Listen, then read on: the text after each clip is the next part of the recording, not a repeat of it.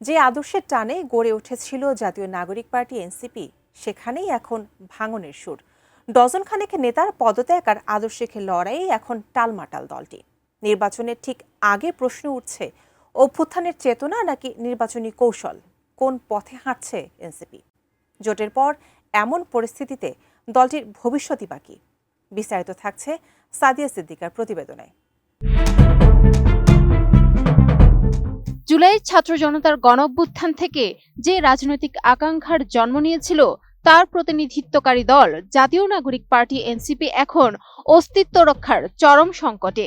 জামায়াত ইসলামীর নেতৃত্বাধীন ৮ দলীয় জোটে যোগ দেওয়ার সিদ্ধান্তকে কেন্দ্র করে দলটিতে শুরু হয়েছে বড় ধরনের ভাঙন। গত ২৮ ডিসেম্বর জামায়াতের সঙ্গে এই জোট বা নির্বাচনী সমঝোতার ঘোষণার পর থেকেই পদত্যাগের হিড়িক পড়েছে দলটিতে। এরই মধ্যে পদত্যাগ করেছেন ১ ডজন শীর্ষ নেতা, যাদের বড় অংশই বলছেন গণঅভ্যুত্থানের শক্তি থেকে সরে এসে জামায়াত ট্যাগ নেওয়া তাদের পক্ষে মেনে নেওয়া অসম্ভব। সংকটের সূত্রপাত হয় গত বছরের শেষে। ৭ ডিসেম্বর এবি পার্টি ও রাষ্ট্র সংস্কার আন্দোলনের সঙ্গে মিলে গণতান্ত্রিক সংস্কার জোট গঠন করলেও মাত্র ৩ সপ্তাহের ব্যবধানে এনসিপি নাম লেখায় জামায়াত নিয়ন্ত্রিত জোটে।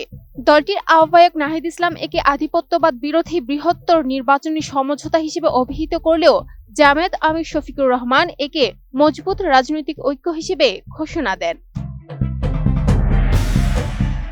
কোয়ালিটি সম্পন্ন আন্তর্জাতিক মানের still bar CSRM, committed for better still. এনসিপির প্রায় ৩০ জন কেন্দ্রীয় সদস্য লিখিতভাবে জামায়াতের জোটে যোগ দেওয়ার বিষয়ে আপত্তি জানিয়েছিলেন। তারা চিঠিতে ১৯৭১ সালে জামায়াতের ভূমিকা, নারী নেতৃত্বের প্রতি দলটির দৃষ্টিভঙ্গি এবং সামাজিক ফ্যাসিবাদের উত্থানের আশঙ্কার কথা উল্লেখ করেন। এরই মধ্যে দল ছেড়েছেন জ্যেষ্ঠ যুগ্ম সদস্য সচিব ও ঢাকা ৯ আসনের মনোনীত প্রার্থী ডক্টর তাসনিম জারা।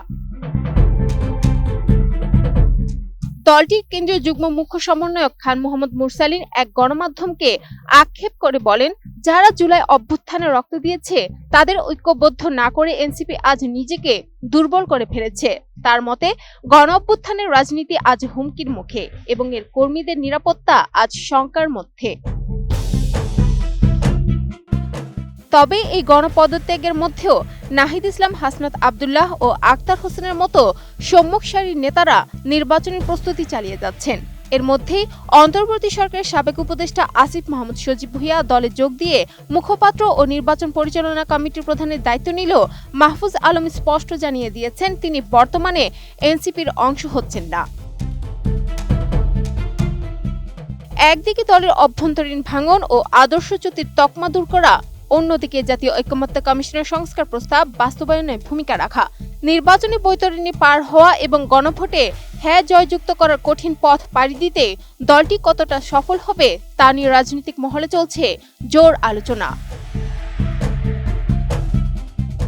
Sadia Siddika, ATN news.